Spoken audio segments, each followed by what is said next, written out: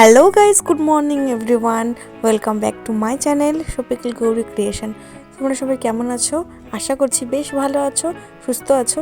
আমরাও ভালোই আছি, সুস্থও আছি, একেবারে হ্যাপি ফ্যামিলি। তোমাদের সঙ্গে আমাদের পরিবারে আজকে নিউ মেম্বার, নিউ সদস্যর পরিচয় করাবো। আজকে এই ব্লগটা তৈরি করছি আমার বেবি বয়স যখন 1.5 মাসের ছিল তখনকার ব্লগ। আমি কিন্তু আজকে এই 4 মাসের মাথায় তোমাদের সঙ্গে ভিডিওগুলো শেয়ার করছি অল্প অল্প করে, আস্তে আস্তে করে। কারণ এখনকার সময় বুঝতেই পারছো, সামান্য ঘুমানোর সময়টুকু নেই। এখন রাতকে দিন আর দিনকে রাত হয়ে যাচ্ছে বাচ্চাকে সামলাতেই। আর ভিডিও ব্লগ বানাতে হবে সেটা তো মাথা থেকেই বেরিয়েই গেছিলো। মানে একটু একটু করে ভিডিওগুলো রেডি করে রাখছিলাম, বাট সেটা যে আমি এডিট করে ছাড়বো সেই সময়টুকু বা সেই ধ্যানটুকু আমার ছিল না, শুধুমাত্র বেবির উপরে। এখন আস্তে আস্তে বেবি আমার বড় হয়েছে, আমি তাকে সময় দিয়ে তার সঙ্গে সঙ্গে আসলে চারিদিকে নানান কাজকর্ম করা শুরু করেছি। তাই এখন আস্তে আস্তে তোমাদের একটা করে ব্লগ শেয়ার করব। আশা করছি তোমাদের ভালো লাগবে। আর আজকে আমি রিভিল করব আমার বেবি হয়েছে মেয়ে না ছেলে, সেটা তোমাদেরকে আমি আজকে জানিয়ে দেবো। তোমরা অনেকেই আমাকে কমেন্ট করেছো, আমার খোঁজ নিয়েছো, আমার মেয়ে হয়েছে না ছেলে হয়েছে, বেবি বয় আর গার্ল। আমি সেটা তোমাদেরকে আজকে পুরোপুরি জানিয়ে দিচ্ছি। এই ব্লগটা শেষ পর্যন্ত দেখতে হবে, তাহলেই তোমরা বুঝতে পারবে।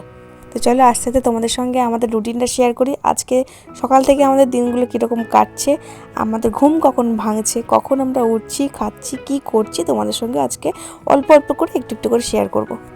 পরিবারের নতুন সদস্য এসে এখন পুরো রুটিনটা চেঞ্জ করে দিয়েছে। এখন সকাল, রাত, দিন, দুপুর সব সমান হয়ে গেছে। বলতে গেলে রাত হতে একেবারে ঘুম হয়ই না। দিনের বেলাটায় মোটামুটি একটু চোখ বুঝতে পারি কি না, সকালবেলায় ঘুম থেকে উঠতে উঠতে বেশ অনেকটা লেট হয়েছে, 9টা সাড়ে 9টা তো বেজেই গেছে। এখন আমাদের সকাল হলো। আস্তে আস্তে শীত পড়ে যাচ্ছে, সেই কারণে ঠান্ডার মধ্যে আর উঠি না। বাচ্চারও ঠান্ডা লেগে যাবে, আমারও ঠান্ডা লাগবে। আর আমি উঠে গেলে সঙ্গে সঙ্গে ও উঠে যায়, ও আর শুয়ে থাকতে চায় না বিছানাতে, সেই কারণে আমিও উঠি না। আর রাতে যেহেতু ঘুম হয় না, সেই কারণে বেলার দিকে একদম উঠতে ইচ্ছে করে না, চোখই খুলতে পারি না। আর জল ঘাটাঘাটি, কাপড় চোপড় ধোয়া, এগুলো না শাশুড়ি আপাতত করছে। আমি বেলার দিকে রোদ উঠলে যেসব কাপড় জামাগুলো হয় সেগুলো আমি কেচে ধুয়ে দিই। সকালের দিকটা না আমি ঠান্ডায় হাত লাগাই না।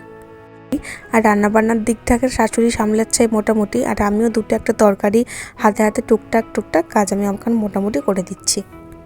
যেহেতু আমার সিজারে বেবি হয়েছে, সেই কারণে আমার একটু ভারী কাজ করা বারণ। সবাই কম বেশি জানো, এখন বেশিরভাগটাই সবার সিজারেই বাচ্চাটা হচ্ছে, সেই কারণে ভারী কাজটা একটু অ্যাভয়েড করে চলছি। এছাড়া টুকটাক কাজ তো অবশ্যই রয়েছে, একটা সংসারে তো একেবারে বসে থাকা যায় না। আর বাচ্চা সামলে রাখার পরও বাকি এই সময়টুকু পাই, সেই সময়টুকু একটু টুকটাক করে কাজগুলো করে সময়টা কাটিয়ে নিই। তবে হ্যাঁ, এখানে হাজব্যান্ডেরও কিন্তু প্রচুর হেল্প রয়েছে। ও না থাকলে আমি সম্পূর্ণ কাজগুলো করতেই পারতাম না।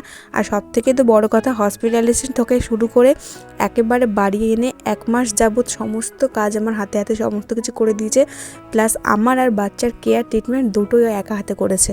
সব কাজের নাম তো একটা একটা করে বলতে পারবো না, তবে আমার পুরোপুরি ট্রিটমেন্ট একা হাতে করেছে। আমার সেলাইয়ের জায়গাটা পরিষ্কার করা, তাতে ড্রেসিং করা, আমার সমস্ত ট্রিটমেন্ট, স্নান করা থেকে শুরু করে খাওয়ানো পর্যন্ত সব নিজের হাতে একা করে দিয়েছে। হাজব্যান্ডের এই কেয়ারিং, এই যত্ন করা, এইগুলো কিন্তু আমার সমস্ত দুঃখ কষ্ট, সমস্ত ব্যথাকে একদম ভুলিয়ে দিয়েছে। এই সময়টা অনেকটা ভেঙে পড়েছিলাম। আমার সব থেকে ভেঙে পড়ার কারণ হচ্ছে কি আমার বাপের বাড়ির সাইড।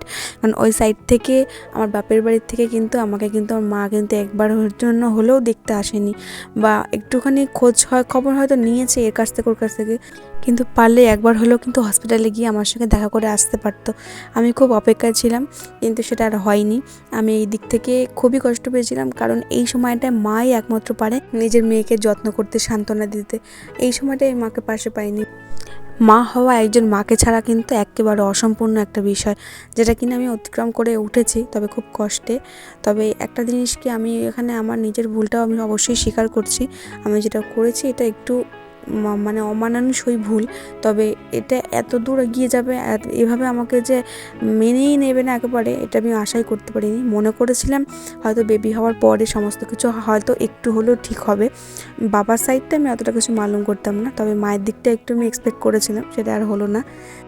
যাই হোক, বাদ দাও ওই সমস্ত কথা, তোমাদের সঙ্গে শেয়ার করতে করতে অনেক কিছু বলে ফেলেছি মনের কষ্টে।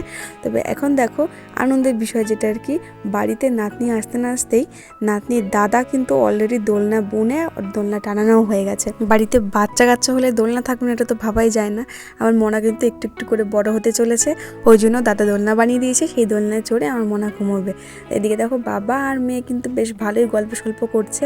এটা ফার্স্ট তোমাদের সঙ্গে ওর সঙ্গে পরিচয় করালাম, তোমাদেরকে সবাইকেই বললাম যে হ্যাঁ আমার কিন্তু মেয়ে হয়েছে, বেবি গার্ল। সেই কারণে বাড়ির সবাই খুব খুশি, সবাই খুব আনন্দ পেয়েছি, মেয়ে হোক কিংবা ছেলে। তবে মেয়েদের যে জায়গাটা আস্তে আস্তে কমে এসেছিলো এটা সবাইকে বোঝাতে হবে যে বাড়িতে কিন্তু মা লক্ষ্মী এসেছে, এটা নিয়ে কিন্তু সবাই খুব খুশি। দুপুর অবধি দেখলে বাবা মেয়ে কিন্তু খুব খেলাধুলো করে একটুখানি ঘুমিয়েও পড়েছিলাম। সন্ধ্যা হতে না হতেই একটু বেরিয়েছি, ডক্টর দেখানোর ছিল। আজকে একটু ঠান্ডা লেগেছিলো, ঠান্ডা গরমের ওয়েদারে না বাচ্চা কাচ্চাদের এখন তো ঠান্ডা লাগেই, সেই কারণে একটু ঠান্ডা ঠান্ডা ছিল। আর সেই সময়টাই কিন্তু ছিল দুর্গাপুজো। এই দুর্গাপুজোর সময়টাই কিন্তু আমরা এখন বেরিয়েছি। দেখো চারিদিকে লাইটিং, পুজোর আওয়াজ চারিদিকে, বেশ আমাদের ঘোরাটাও হয়ে গেল আর মোনার ডাক্তার দেখানোটাও হয়ে গেল।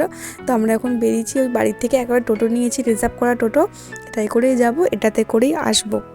আর আমার বেবিকে যখন বাইরে বার করি ও খুব ভালোবাসে ঘুরতে, এইটুকু বয়স থেকেই ও ঘোরাঘুরি খুব পছন্দ করে, লাইটিং দেখতে খুব পছন্দ করে। কিন্তু বাইরে বেরোলেই ও ঘুমিয়ে পড়ে। আর ঘুম থেকে উঠে যখন দেখে যে বাইরে ঘুরছে তখন ওর হাসি আর কে ধরে রাখে, খুব মজা পায় সেই সময়টাতে। আমরা কিন্তু ডক্টরখানায় চলে এসেছি আর এখনও কিন্তু আমাদের ডক্টর এসে পৌঁছয়নি, আমরা অলরেডি চলে এসেছি। আর এখানে কিন্তু আগে নাম লেখাতে হয়েছিল, সেই কারণে আমরা প্রথমেই একদম নাম্বার 1-এ ছিলাম। ডক্টর আসলে সবার প্রথমেই আমাদেরকে দেখবে, খুব তাড়াতাড়ি হয়ে যাবে।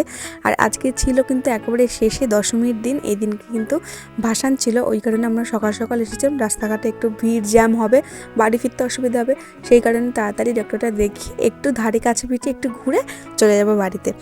4 বছর বিয়ের মধ্যে প্রতি বছরই দুর্গাপুজোয় বেরোনো হয়, এবারও বেরোনো হয়েছে একটা অছিলাতে, বেবির ডক্টর দেখাবো সেই কারণে, তবে বেরিয়েছি এইটুকু জানি। পুজোর সময় চারিদিকে গান বাজনা আওয়াজ না একটু কানে আসলে ঘরের মধ্যে কি আর মন টেকে বলো, সেই কারণে একটু বেরোনোও হলো আর আমার মামুনিকে নিয়ে একটু ঘোরাও হলো। তবে শুধু ঘোরা তো না, তার সঙ্গে একটু খাওয়া দাওয়া থাকবে, একটু আধটু খাওয়া দাওয়া না করলে হয়। একেবারে হসপিটাল থেকে এই 1.5 মাসের মাথায় এখনও কিছু মুখে দিইনি, আজকে টুকটাক এটা সেটা একটু খাবো।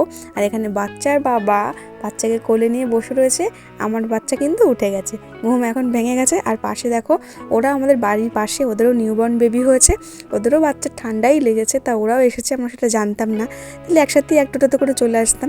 তো ওদেরকে ওরাও ডাক্তার দেখাবে, আমরাও ডক্টর দেখাবো। তো ডাক্তার আসুক ততক্ষণ ওয়েট করি। আর রাস্তাটা একটু চারিদিকে দেখছিলাম, একটু ফাঁকা ফাঁকাই ছিল, যেহেতু দশমী, ভিড়টা হবে যখন বিসর্জনটা হবে তখন রাস্তা জ্যাম পড়বে, তার আগে আগে আমরা ফিরে যাব বাড়িতে।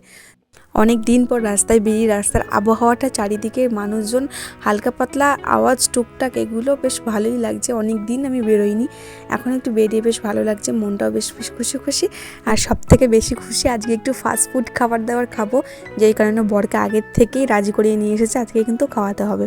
এদিকে আর মামুনি উঠে গেছে, খুব খিদেও পেয়ে গেছে, হাত খাওয়া শুরু করে দিয়েছে, একদম একটা আঙুল মুখের মধ্যে ঢুকিয়ে চপ চপ করে খাওয়া শুরু করে দিয়েছে, এখনই হাত খাওয়া শিখে গেছে। তো যাই হোক, ডক্টর কিন্তু চলে এসছে, আমরা প্রথমে তাই দাঁড়িয়ে রয়েছি, ডক্টর দেখিয়ে বাড়ির দিকে ফিরে যাব। তার মধ্যে একবার ডাক্তার দেখানোর পরে বেবিকে একটু ফিডিং করিয়ে দেবো, সেই বাড়ির থেকে খেয়ে এসছে আর এই ঘুম থেকে উঠে এখন খিদে পেয়েছে। তো ডক্টরটা প্রথমে যেহেতু দেখবে, সেই কারণে ওকে দেখানোর পরে আমি ওকে ব্রেস্ট ফিডিং করাবো। তো চলে এসেছি একেবারে বাড়িতে, সমস্ত ঘোরাটোরা কমপ্লিট, খাওয়া দাওয়া করেছি, একটু মোমো আর একটুখানি স্যুপ খেয়েছিলাম, আর বেশি কিছু খাইনি। এই যে বললো এটাই খাও, ওই কারণে ওটাই খেয়েছি, বেশি ভাজা পোড়া আর খেতে যাইনি। স্টিম মোমো আর চিকেন স্যুপটা এটা আমার কাছে হেলদি হবে এই সময়টা, এইগুলোই হেলদি খাবার বলে আমাকে আমার বর খাইয়ে দিল ভুংভাং বুঝিয়ে, কী করবো, তাও ভালোই খেলাম। আর এখানে কিন্তু বাড়িতে আসার পরে ভাতটা একটু আধটুখানি খেয়েছি, আর এখানে বিছানাটা করে নিচ্ছি, বিছানাটা না করলে হবে না, আস্তে আস্তে ঠান্ডা পড়ছে। আর ওর যেহেতু ঠান্ডা লেগেছে সেই কারণে না উপর থেকে একটু চালিয়ে এই কাপড় চোপড় দিয়ে নিচ্ছি, মানে একটু পাখার হাওয়াটা কম লাগাতে হবে, সেই কারণে চারিদিকটা একটু হালকা করে প্যাক করে নিয়েছি। ব্যাস, আর ঠান্ডার কোনো চান্সই নেই, আর শীত আস্তে আস্তে পড়ছে যেহেতু, সেই কারণে আর বেশি রিস্ক নিলাম না। তো চলো আজকের মতন ভিডিওটা এখানে শেষ করছি। ভিডিওটা ভালো লাগলে অবশ্যই লাইক কমেন্ট শেয়ার করতে একদম ভুলবে না। আমার এতদিন পরে তোমাদের ভিডিওটা কেমন লাগলো তোমরা কিন্তু একটু কমেন্ট বক্সে অবশ্যই জানিও। সবাইকে জানাচ্ছি শুভরাত্রি, দেখা হবে আরও একটি নতুন ব্লগে, নতুনভাবে নতুন একটা ব্লগে, তোমাদেরকে সবাইকে জানাচ্ছি।